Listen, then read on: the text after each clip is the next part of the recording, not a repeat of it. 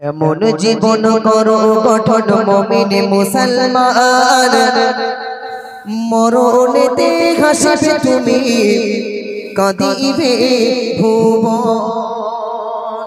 গজলটি শুনলে আপনার জীবন পরিবর্তন হয়ে যাবে যদি শুনে আমল করতে পারে। মনোযোগ সহকারে শোনো। এমন জীবন করো গঠন মুমিন মুসলমান, এমন জীবন করো গঠন মুমিন মুসলমান, মরণেতে হাসিবে তুমি, কাঁদিবে ভুবন। মরণেতে হাসিবে তুমি, কাঁদিবে ভুবন।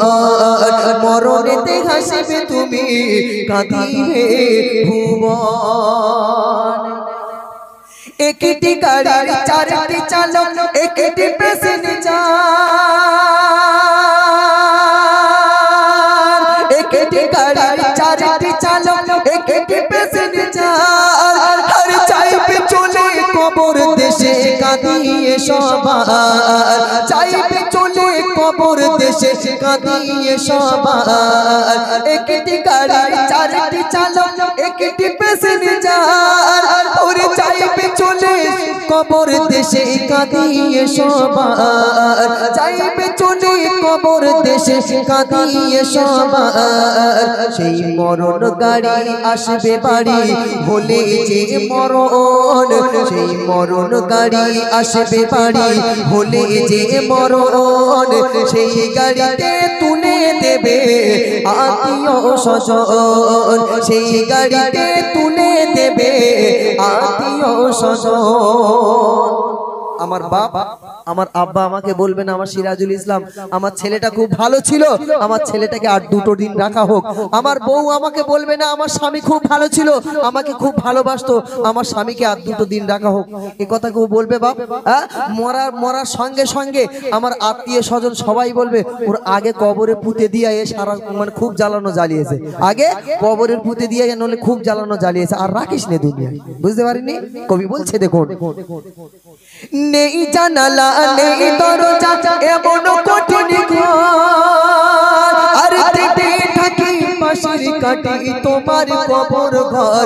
ও মন দেবে থাকি পাশের কাটি তোমার কবর ঘর। নেই জানালা নেই দরজা এমন কঠিন ঘর, আর দেবে থাকি পাশের কাটি তোমার কবর ঘর।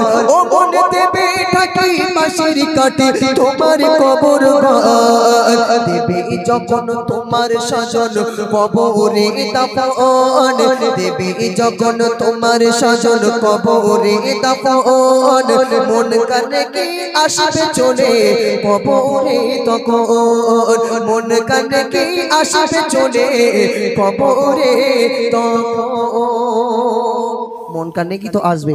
আরো দুটো ফারিস্তা আল্লাহ পাক কবরের মধ্যে পাঠাবে।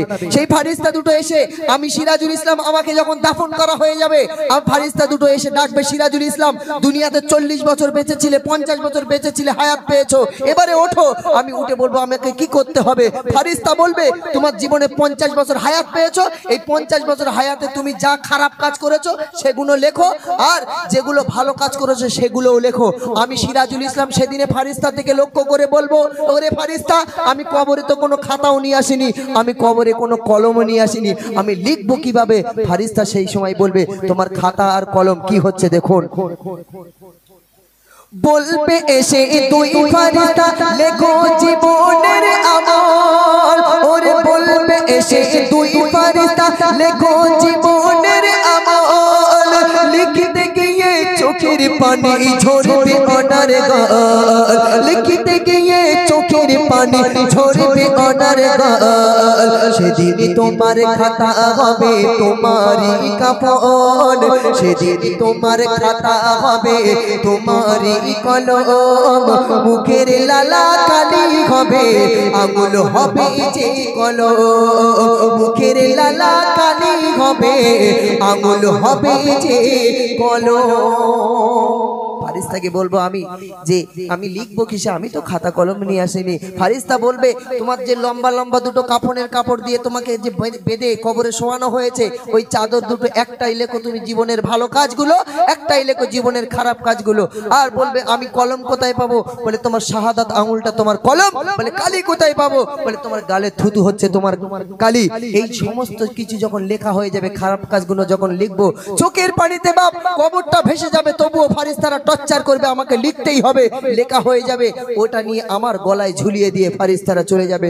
কপাল যদি ভালো হয় কবরে শান্তি পাবেন, কপাল যদি খারাপ হয় ভাই শুধু কোমরে লাথি মারবে, কোনো অসুবিধা নেই। ওই ব্যাটম খুলবে আর ঝাড়বে। সে মারের দুটো ফারিস্তা পাঠাবে, তাদের চোখ নেই, কান নেই, জবানও নেই, তারা শুনতেও পারবে না, বলতেও পারবে না, দেখতেও পাবে না। আপনি চিৎকার করছেন তারা কানে শুনতে পাবে না, আপনি মার খাচ্ছেন তারা চোখে দেখতে পাবে না। ওই অবস্থায় মারবে। ভাই এই দুনিয়াটা আমাদের জন্য থাকার জায়গা নাই। কবি বলছে দেখুন, আখিরাতের করো কামাই থেকে দুনিয়া, আর মনে রেখো দুনিয়া তোমার থাকার জায়গা নয়। ওরে মনে রেখো এই দুনিয়া থাকার জায়গা নয়। আখিরাতের করো কামাই থেকে দুনিয়া, আর মনে রেখো এই দুনিয়া থাকার জায়গা নয়। মনে রেখো এই দুনিয়া থাকার জায়গা নয়। ছোটা ছুটি দৌড়া দৌড়ি আজ কিসের আয়োজন? ছোটা ছুটি দৌড়া দৌড়ি আজ কিসের আয়োজন? সিরাজুল ইসলাম নেবে বিদায় আজ তারই আয়োজন। কমিটি ভাই নেবে বিদায় আজ তারই আয়োজন। গ্রামবাসীরা নেবে বিদায় আজ তারই আয়োজন। আমার বাড়িতে এই ভাইয়ের বাড়িতে একদিন ভিড় ভাট্টা হবে, খুব লোক জোগাড় হবে। আমি যদি এখান থেকে যাই, আমি জিজ্ঞাসা করবো ওই বাড়িতে কি হয়েছে? বলবে কমিটি ওই ভাই মারা গিয়েছে, তাই কেউ বা বাঁশকুটি কাটছে, কেউ বা কবর খোঁড়ার কাজে ব্যস্ত, কেউ বা রান্না বান্নার কাজ।